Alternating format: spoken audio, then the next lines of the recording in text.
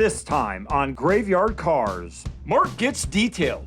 He checks the bodyman's work on the welding of the 67 Hemi GTX convertible for Brett Torino. Whoever wore my hat last is a mutant. As well as starting the first tint on matching the burnt orange paint on the 70 Hemi Charger. And in the midst of the other car work happening on the Barracuda, Mark gets a request from a longtime customer to get a non-Mopar car done in time for a wedding. Can Derek and the rest of the crew get the Chevy Coupe done in time for the big reveal? Find out on this episode of Graveyard Carz. Got that car coming to get you, Barbara. The unburied dead are coming back to life. I'm Mark Warman, and together with the most critical man in the world, Darren Kirkpatrick. Give me a gun! My son-in-law, Josh. Oh, yeah! And my best friend, Roy. Well, all right! We bring dead muscle cars back to life, to exactly the way they were on the day they were born. If we don't kill each other. Derek, It's gonna be a bloodbath.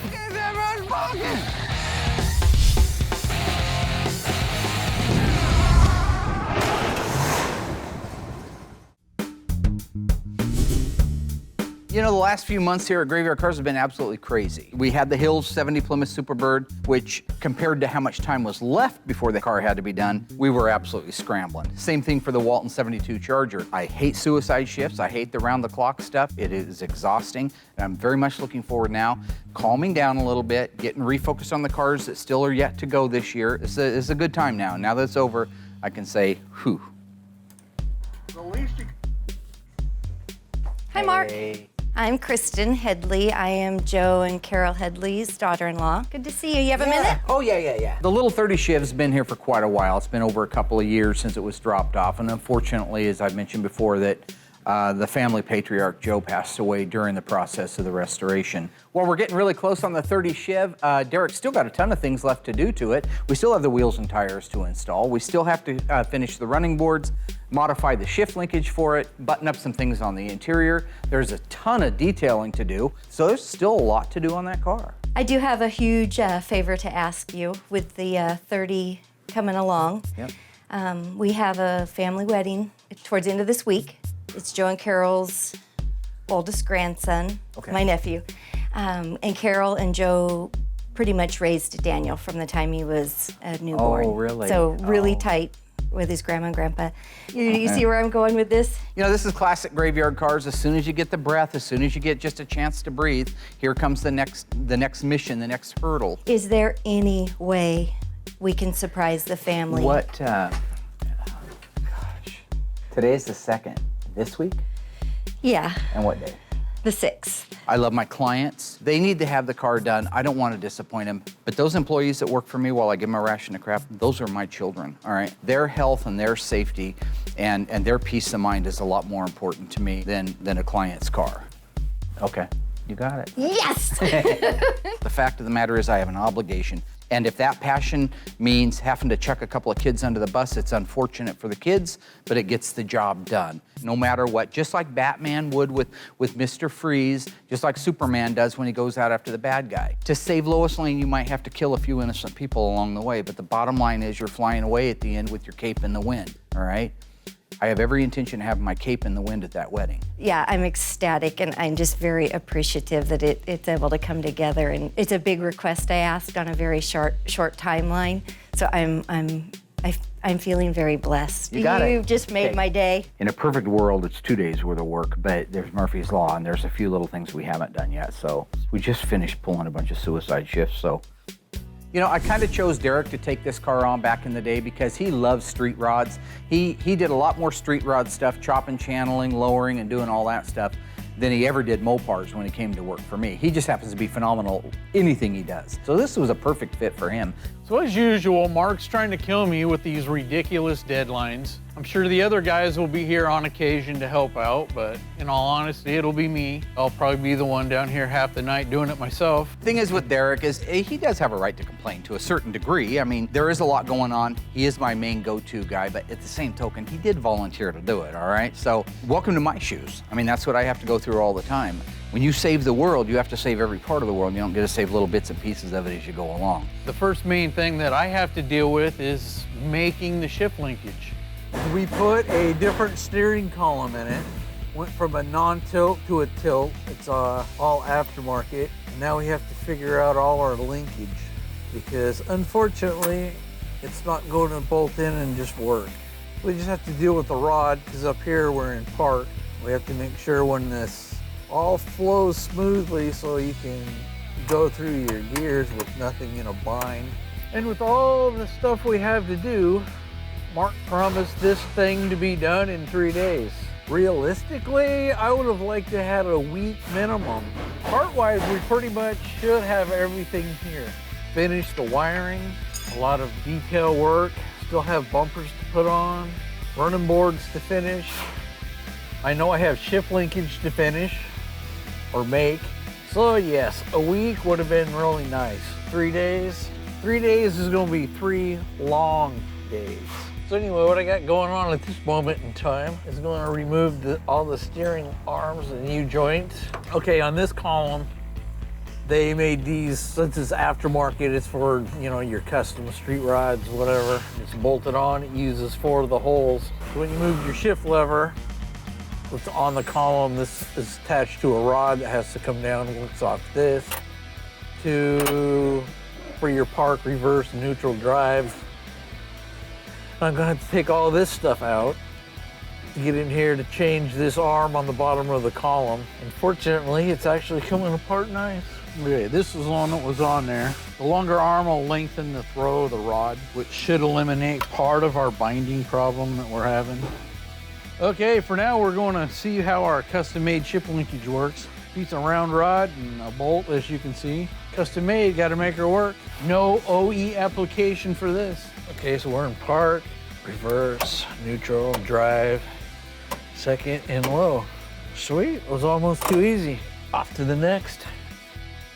When it comes to re-inspections, I always take them just as seriously as I did when I made the offer to the client to fix their car. If I told them, hey, I'm gonna make your car whole again, I'm gonna make it like new, then that has to be the same mentality throughout the entire process. In the case of Carz 70 Challenger RT 6-pack car, I have to make sure that every weld that the factory put in it is back in it. And if there's more, so what? That's great. Nobody got hurt by that. And so making sure that the car is safe relative to the way the car was built and the way that it'll function when it's done, it's a pretty serious responsibility, and I take it very seriously. Now I'm going along and I'm taking this thing, which is a really thin piece of metal, and I'm going between the 2 panels, and I'm making sure we got good welds.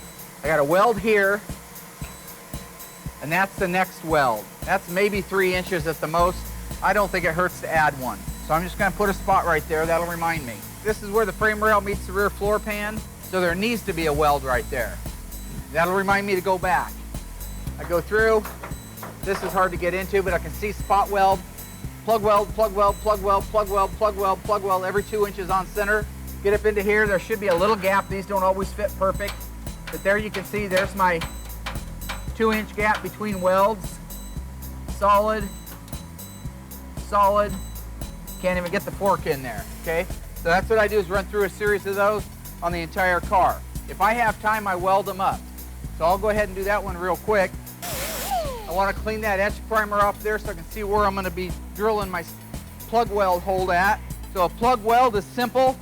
You're just basically drilling a hole through one piece of metal, not through the second piece of metal. Then you're filling that first hole up. That bonds the 2 panels together. So I'm just going to punch a hole right here because I want to weld this piece of the frame rail to this piece of the floor pan. And it only needs 1 in there.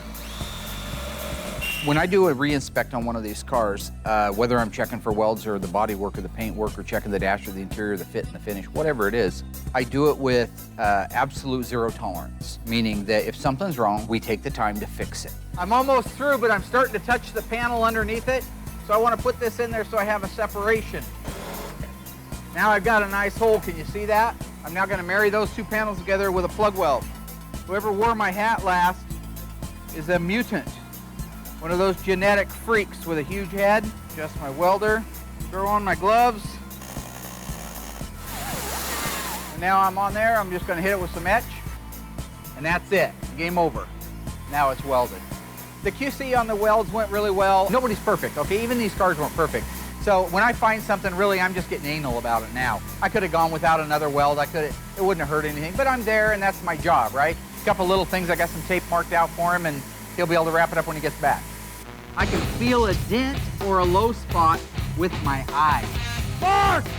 So I'm real happy. That's a first tint. So this is an exciting time. After checking off the welding and the metal work on our 1970 Challenger RT, I can move on to the inspection of the body and panel work on our Hemi GTX convertible. Also, Derek is going full throttle on the Chevrolet sedan. I'm sending Josh out on a secret mission to get parts off of Donor Kirkpatrick's 1970 Dodge Challenger.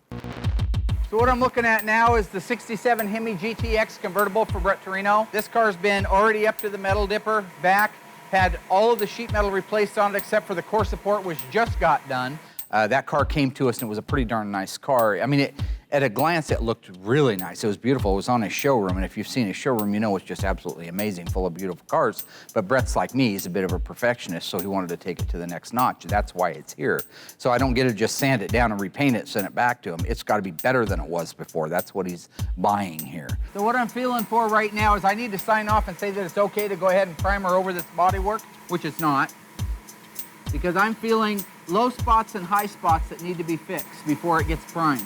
So it's just a matter of you got to concentrate, get the feel before you sign off. I have to know you can't get it absolutely perfect to the feel. What you have to get it perfect to is the look.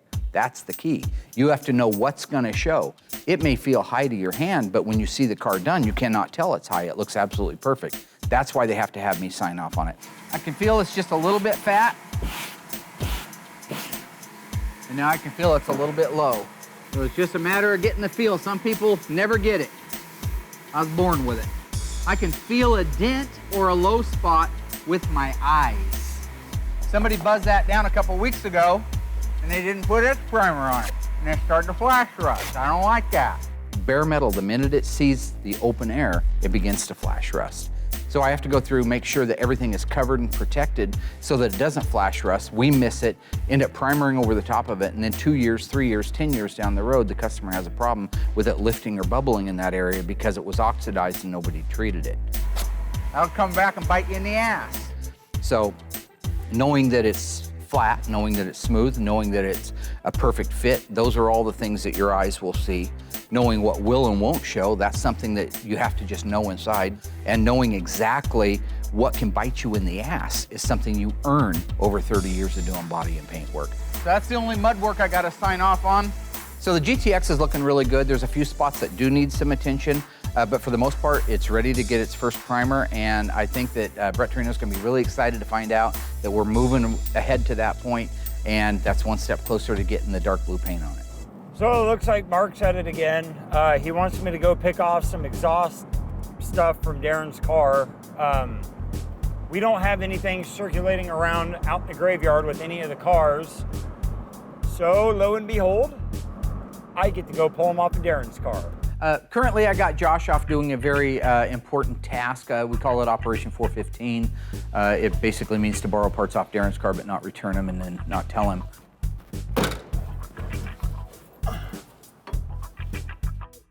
So you guys see me walk around this place talking about panels being flat on a car. I want to just take a few minutes and tell you what that means and why I care if it's flat or not. So you go to a car show, taking a look at a car at a car show, and it looks beautiful. It's shiny, it's red, it's got beautiful chrome, it's got beautiful trim on it. I taught my wife this very same thing. Now that you're past the awe factor, take a look at the car. See if the panels on the car are flat. And all you're doing, you're gonna go down the side of a car with your eyeballs. And so you start almost where I can't see the panel here. I'm actually looking at this wheel opening right now. And then I'm gonna bring my eyes back. Start walking the light. That means that as I move my head like this and back over like that, I'm watching those fluorescent lights. If you walk the light across it, very close to being perpendicular to the panel, you'll look for anything that looks to be a wave, an area, a wave or a low spot or a problem in the panel. This area through here should be perfectly flat. You shouldn't see a 30-year-old parking lot ding that just didn't quite get fixed all the way, or the edges of some bad body work. that cause a transition problem with your eyes when you look at it, and it's beautiful flat, and then there's it's ever so slight.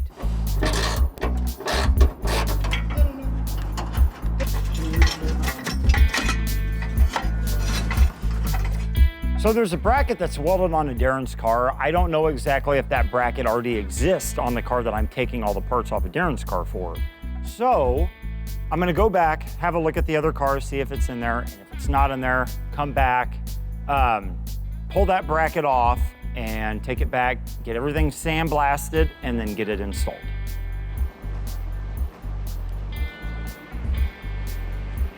When you're block sanding something, it has to be cross sanded, okay? If I come up to this thing and I go, that's going to allow this board to follow whatever's on this panel. So if you were to stand up on the roof and look down it, it would go like that. You're gonna want to start here in the upper corner, any corner you want, pick a corner, any corner. You wanna start over here, you lefty, you wanna start down here, I don't care where you start. But your job is to drag it up to there. Then the crosshatch is coming back the other direction. You see the X I've made?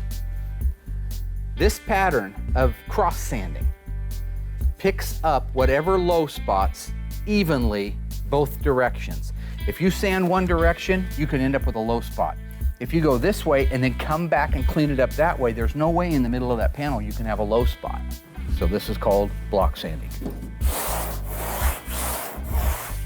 I want to blow this off so it's clean, spray it with some wax and grease remover, which is like pouring shellac over it, except that it just evaporates into the air and it doesn't hurt the paint and the primer. You got to get it good and wet, and now I can walk the light across it.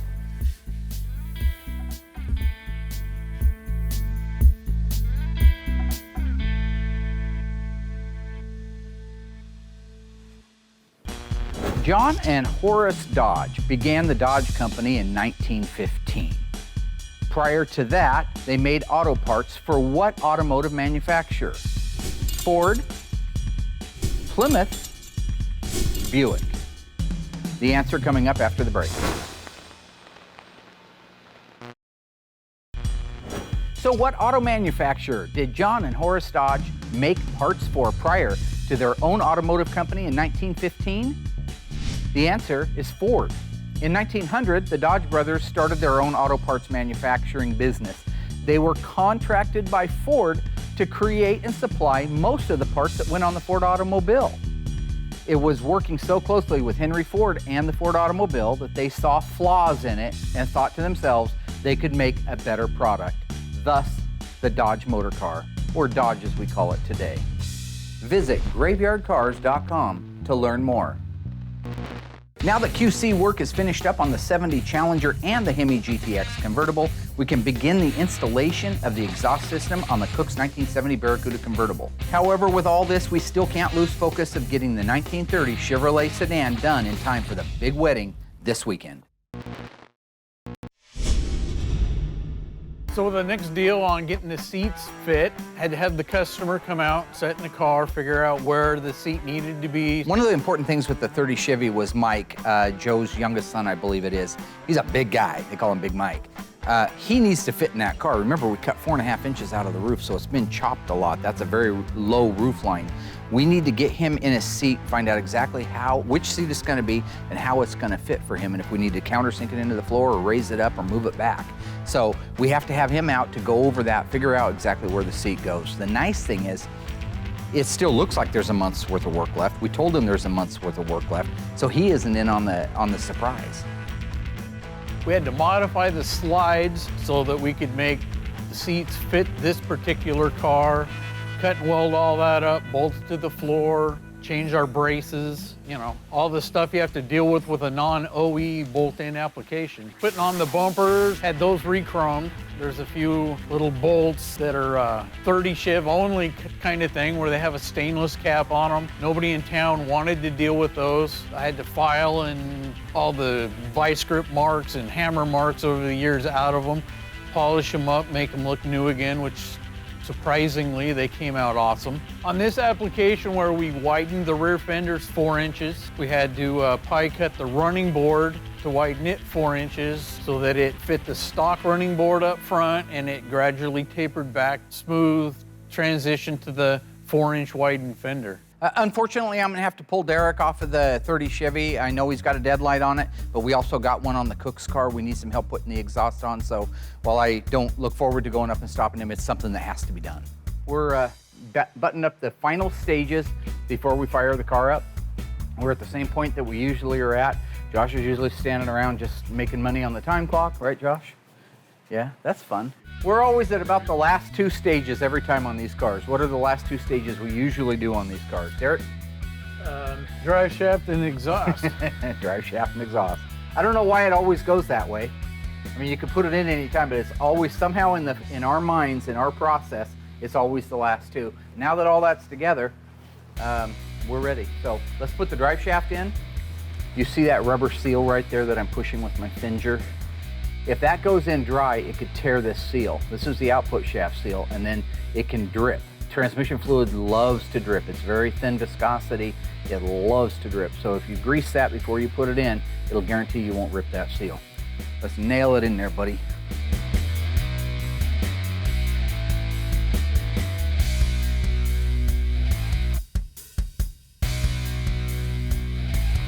Well, I just came over here today to look at my car. I haven't seen it for maybe a month. I moved over here from Josh's house because Josh had to move, so I'm trying to find a safe place for it.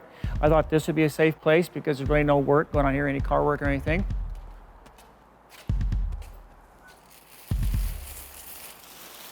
Okay, looks like my brand new carburetor is still there. Yep, brand new 850 dual feed double pumper Holly.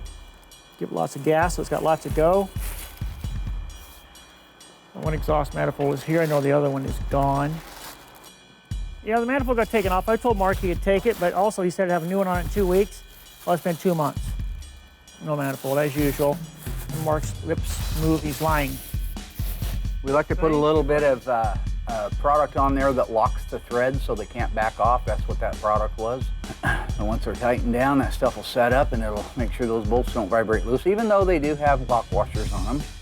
That's a nice fit. That's a nice fit. I just like to be careful. These break really easy. They're a 1/4 inch by 20 fine thread. And so if you over torque them, you'll break them. But right there, I'm done. I feel okay. I would like to invite you to have sex with yourself because you just bashed my head in. God, you really hurt him, dude. Better be careful. Why don't screw you? You're the guy that screams at inanimate objects all the time. Damn Jeep, screw you Jeep, you and I are done. Throwing those wild ass knees at it. It's a car, it doesn't have any feeling. Yeah, you can look at me with your bug-eyed wrinkled face, you crazy looking terrorist bearded son of a Animal's been loose on my car. Was it Josh or was it Mark? With everything finally on there, it's 90% done and it looks awesome. I was biting my nails, I was nervous. You know, for me right now, Graveyard Carz has just become such a fun place. I'm a true diehard Mopar lover, and part of my goal when I started Graveyard Carz was not just to restore the cars that first started coming in, the Hemis and the 6-packs and the convertibles and the RTs and the TAs and all these rare high-dollar cars, but now we're at a point that we've proven ourselves, we've proven to be affordable, number one, that you can still send a car out like this little 68 green Charger and come out on top at the end. This car was bought brand new in 1968. The guy who had it got it repossessed. When it went up for repossession in 1969, the current owner today that brought me the car is the one that was the high bidder and won it at the auction. This car is cool. It's green, GG1, which is Royal's favorite color because that's the color of his Poop Box 67 Coronet RT. It's just an unassuming 383 4-barrel HP air conditioning car, but a nice car, a solid car. When you look at the paint on it, even though it's had a paint job, it was done fairly right back in the day. Look at the interior, most of it being original, looks absolutely amazing. Borderline survivor in some cases. What a great project to start with that guarantees me and the owner that the finished product is going to be that much better. The less time we have to spend fixing rust panels, damaged panels, quarter panels that have been caved up to the back window, all of these things that I can focus my attention instead of undoing those on making it the best chrome bumper, the best dash, the best instrument panel, the best seat frames, the best interior, the best assembly. That's the thing I am enjoying the very most. With the metal QC work on both the Challenger and the GTX having passed my inspection, we can move to the final primer and pre-paint phase. The 30 Chevrolet is also coming along nicely. Derek has been working a lot of overtime hours to make sure not only the car is done, but it's done right and it's done on time. Derek and Josh are also working on installing the exhaust system in the 70 Plymouth Barracuda for Kimberly Cook. Things are going really great as long as the guys just keep focused and don't spend time we don't have winding me up. Okay, we got the drive shaft in, the linkage is hooked up, we're in park right now. The only thing we have left underneath here is the very last step before we fire the engine up. That is to install our brand new accurate exhaust system, which is over here. Let's do it. You have one, start cutting the plastic off of them. Well, I just came over here today to look at my car. I haven't seen it for maybe a month. She took my motor mounts, she took my pulleys, my belts, my hoses, my lower control arms, my bell housing, my clutch and pressure plate, cat food. Mark's been over here eating snacks again. So I just came over today, looked at my car, all looked pretty good, until I got to the back. Mark! Darren thinks you stole the hangers off his car. What? My exhaust has been taken and left just hanging on the ground. Look at that. They just bend everything up and twist it all around. Look at that. Just a bunch of animals, and animals been loose on my car. Was it Josh or was it Mark? If it was Josh, he did it for Mark. Mark is taking my muffler and some parts off the back end of my car, so my exhaust system. And they just left it hanging on the ground, laying on the ground and hanging off the car, bending things up and everything. That's real nice. That's what you do to your best friends, you know what I mean? No, that's not how you do stuff. Kimberly a call right now telling me I got stolen parts in the car and I want them back. I just get my parts back off the car. They ain't taking no maiden voyage ride. If you remember when we first brought this car in, it's 383 two-barrel, it's an L code. It was a single exhaust car. But Kimberly wanted to add a couple of features, and they are the coolest features that you could get on a Cuda. She had a flat hood on it, and she opted to go with the Raisin Brand dual scoop hood, so we put that on there. And she wanted the dual exhaust with the bright tips, and that's what we're doing now. She had single on it, and it was coded for single because you could not get a 383 two-barrel with dual exhaust. It came with single exhaust.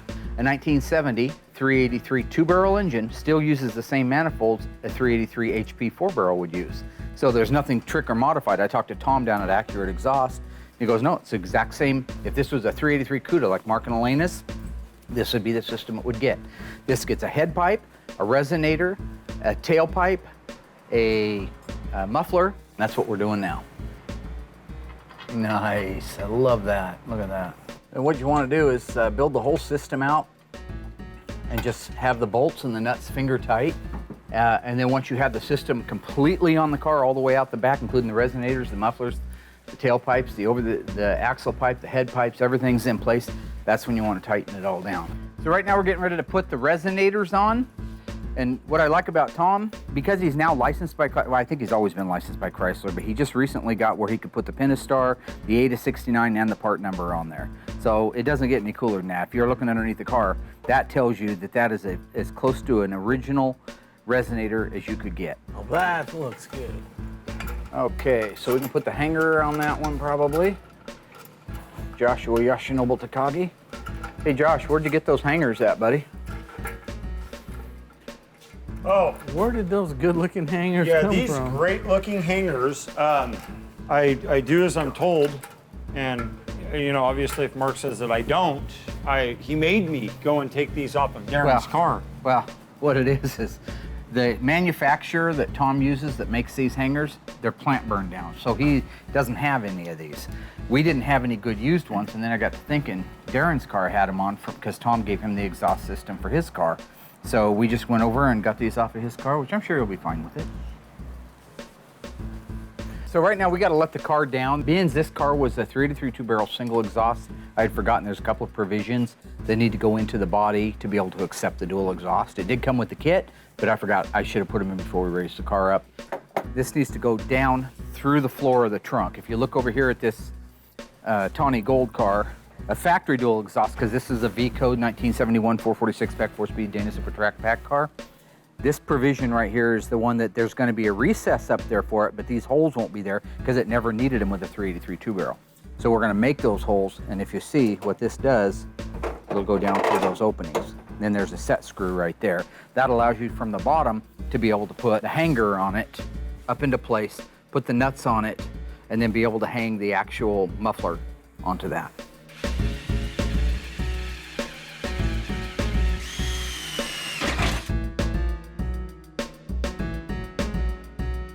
So he's just now hanging the bracket. We've already got the resonators in place. As soon as we're done with that, we can put the tailpipes on. The exhaust system went on perfect on the 70 Barracuda. Always fits like it's supposed to. It's a very accurate system, so everything is the way it's supposed to be. As you stand back and look at the car and you realize that it's within a few steps of being completed and being handed back to the owners to relive their dreams, I'm looking forward to that one being done, and we're just that much closer now. In order to paint the engine corporate blue for Kimberly Cook's 1970 Plymouth Barracuda convertible, the exhaust manifolds had to be installed. True or false? Were the manifolds supplied by Darren Kirkpatrick's 1970 Dodge Challenger? The answer coming up after the break. So was it necessary to borrow the exhaust manifolds off Darren Kirkpatrick's 1970 Dodge Challenger RT in order to paint the corporate blue 383 for Kimberly Cook? The answer is true. Unfortunately for Darren, the exhaust manifolds used on the 70 Barracuda 383 two-barrel are the exact part number, casting numbers, and date code, ironically, as his Challenger had on it. I didn't want to have to borrow them, but unfortunately, sometimes life means we have to make sacrifices.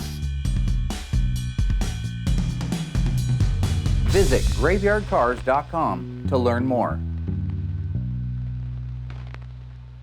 With an error-free installation of the accurate exhaust system on our 1970 Barracuda convertible, I can now start working on mixing and tinting the original FK5 burnt orange paint for our 1970 Hemi Charger. So what I want to do today is just take a few minutes and show you what goes into the tinting of the color. So what I've got setting here right now, this is the original left-hand door flare off of our 1970 Dodge Charger 426 Hemi 4-speed Super Track Pack car. The paint code is FK5. It's deep burnt orange, or just burnt orange. What you want to make sure of is that when you're tinting your color to match, that what you're matching to is the correct color. I opened up the deck lid on it, I held it up to the deck lid, walked the light back and forth across it, and realized that this had not faded from the deck lid. So this is an original formula, original spray. This is the closest match that PPG came up with to the factory FK5 burnt orange. Having looked at FK5 my entire life, I can tell you that it's going to be a little bit light. But I'm going to spray this out because I need to determine a couple of things. Number one, how many coats does it take to cover? After that, I need to figure out what I have to do to the color to make it match. So now I'm going to start putting the coats on the actual card itself to see how many coats it takes to hide.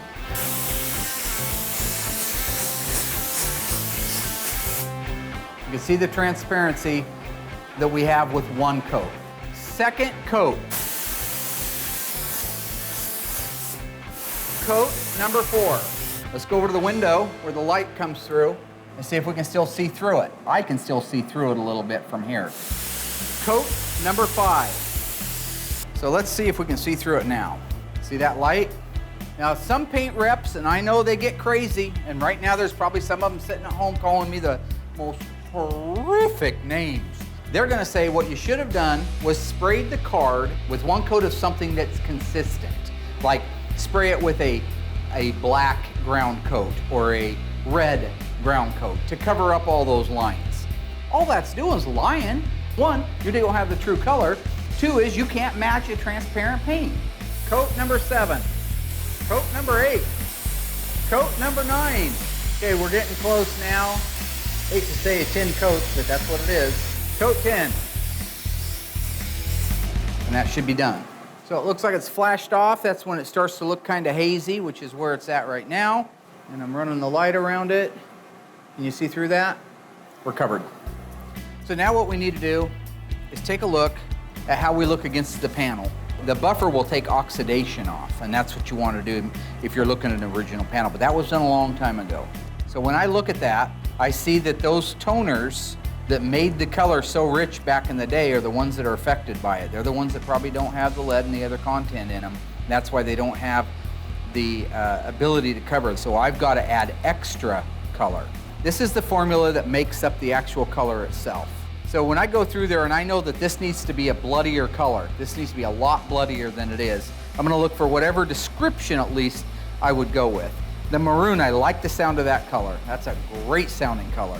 So what I wanna look at is 1610, 616, and 1694. 1694, which is the maroon, see that? That's gonna move that color. And then the last one I wanna look at is the 1610, which also could move the color. Oh yeah. It's even darker. So we have our colors. Now let's see how much was in the toner. 1610 had 466 units and the maroon had 324. So it called for quite a bit of these. So I'm gonna feel pretty comfortable putting both of these in, a little bit more of both of these colors. So I'm gonna dump some in there. You just gotta know your toners. Some of these are a little stronger than others. And I'm liking the looks of that. Let's see what our new color looks like now. I'm gonna cover an area of it, start spraying the new color on there. By now our color ought to be dry. So you can see where we started at. This is that lighter color, more of an orange, a lighter orange color. This is more of that russet or rusty look like the burnt orange is supposed to be. And it's pretty darn close. That's amazing how far those toners can take a color like that. But I've got, this product here is just wax and grease remover. This emulates what this color will look like with clear coat on it. It'll also pop the colors like it's supposed to. So when I hold it like that and I look into it, the only thing I see is a couple more dabs of the colors I was working with. So I'm real happy. That's a first tint.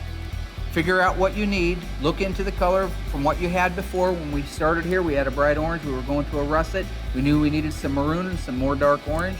And that's why we're sitting right there where we're at right now. So what I'll do now is I'll go in and I'll start mixing up the rest of the gallons, adding the tint and the toners that I need to be able to bring them around to that. Then I'll pour the 3 of them together and we'll have 3 gallons that'll reduce to 6 gallons of sprayable with reducer of original FK5 burnt orange. All I am in my mind is a vessel to put the Carz back together, but in their mind, I'm a hero. So this is gonna be an emotional day for a lot of people, but there was no way we were gonna miss it. All of Derek's hard work and passion for the 1930 Chevrolet have led up to this moment, and the bride and groom have no idea what is going to be coming around the corner to carry them off on their honeymoon. So yeah, getting down to the last few things, we finally got to uncrate the tires, get those all bolted on, which made a world of difference, and luckily all our measurements on width, on everything showed up that it was perfect. So we're down to about half a day to get this thing finished up. It has not been road tested yet, so we need to go out, go through the steps to calibrate the electronic speedometer, make sure that works in conjunction with the tires. A couple days to do in a half a day. As far as working on cars, I like them all. Everything, whether it's an OE deal to a hot rod to Pro Street, you have to appreciate them all, and it's just great. Oh yeah, no, they haven't seen it for quite a while, so seeing it all done, it'll be a big surprise. It was less than a week ago that Kristen came out and asked me if there was any way we could get the car done in time for the wedding. And while it was a lofty promise, I was hoping all the time we'd make it. I had a good feeling that my team would pull together, and truthfully, that's what they did. Proud of my team. They did a good job. Yeah, this is an exciting moment for all of us right now. Everybody back at the wedding is expecting a limousine to pull up in front, get the kids, and haul them off to their honeymoon. So the last thing in the world they suspect is Grandpa Joe's 1930 Chevrolet sedan. So it was a great wedding. Bride and groom were really happy. The day was starting to wind down and they were ready to head out of here. I asked him to hold up for just a few minutes. And then when I got word that you guys were coming down the road, I made the announcement and asked folks to make their way out. I was biting my nails, I was nervous, but the car looked so good.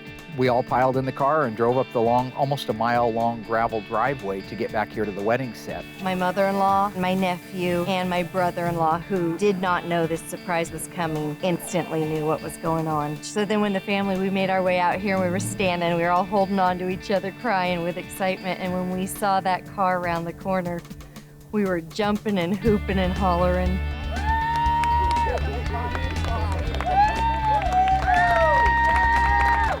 Pulled up and they were just, half the people fell apart, the other half was cheering. I mean, it's almost like a sporting event. They stole your thing, they stole the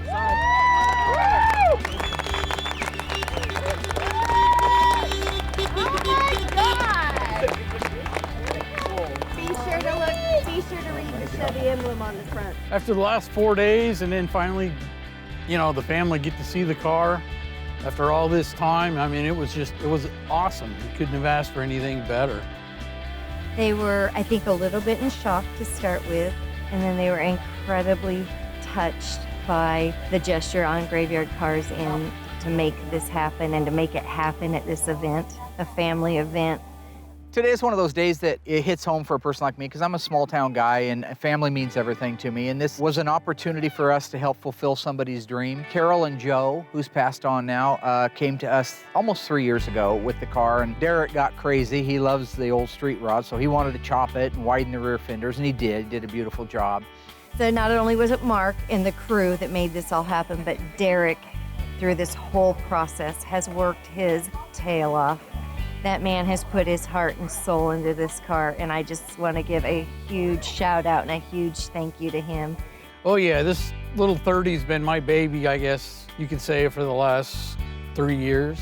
Well, we started out with taking 4.5 inches out of the roof, brought that down, refitted it, and then widened the rear fenders 4 inches, and then widened the running boards, basically pied them to make them match the stock front fenders, and then so they flow back into the 4-inch widened rear fenders. Well, the car was originally black, and they wanted to stick with black, but they wanted something that would make it stand out just a little bit, a little pop or whatever, so we went with the base clear black, threw some blue pearl in it, a little violet pearl, so it just got a complete different look at angles. About 1.5 years into the project, that's when Joe passed. And so that was hard on all of us because Joe was just a sweet guy. He had a heart of gold. He would do anything for anybody.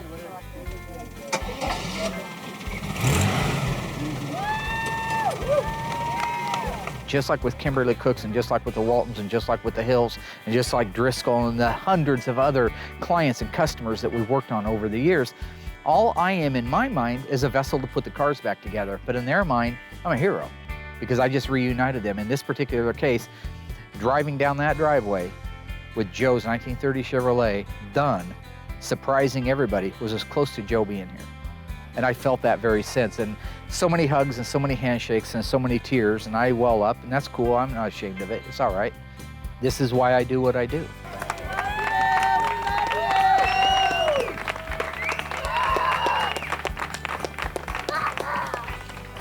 For sure it'll go to car shows and it'll go to cruises, and I know Carol will drive it every chance she gets on a nice day.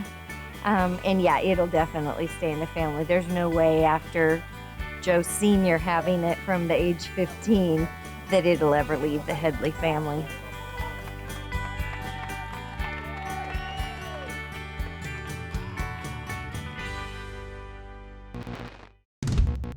Next time on Graveyard Carz, the story of Kimberly Cook's 1970 Plymouth Barracuda comes to a close. From the arrival of the car over 2 years ago to tearing it down, documenting everything, restoring, rebuilding, and completely resurrecting this beautiful 383 convertible.